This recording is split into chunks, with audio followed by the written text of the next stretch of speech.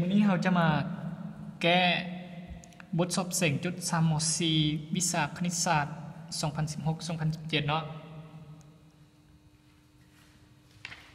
โอเคเรามาเริ่มข้อหนึ่งเลยมาเริ่มข้อหนึ่งนี่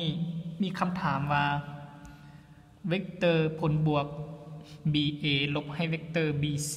บวกให้เวกเตอร์ DC แม่นเวกเตอร์ใดเนาะข้อกอเขาให้เขาเลือกเป็นเท่ากับเวกเตอร์ BAB ข้อขอเท่ากับเวกเตอร์ DA ข้อคอเท่ากับเวกเตอร์ DB ข้องอเท่ากับเวกเตอร์ BC เนาะเอาตัวนี้เขาจะมาแก้ยังไงก็มาเบิ่งกันเลยแก้เนาะเขียนคำถามคือเก่าก่อนเวกเตอร์ BA ลบให้เวกเตอร์ BC บวกเวกเตอร์ DC โอเคเราจะมาเริ่มต้น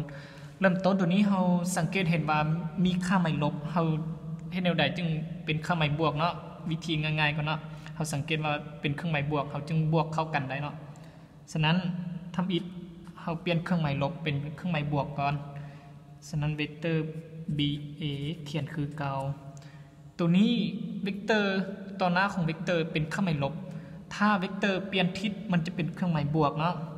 ก็คือเป็นเครื่องหมายบวกก็ต่อเมื่อเวกเตอร์เปลี่ยนทิศเนาะเวกเตอร์เปลี่ยนทิศก็คือตัว C นี่มาอยู่หน้าเนาะตัว B ไปอยู่หลังเนาะโอเค DC เขียนคือเก่าเนาะฉะนั้นเราสังเกตง่ายๆเลยตัวนี้เป็นเราจะได้เป็นผลบวกคือขนาดเอา CB นี่มาอยู่หน้าก่อนเอา BA ไปอยู่หลังเนาะบวกให้ DC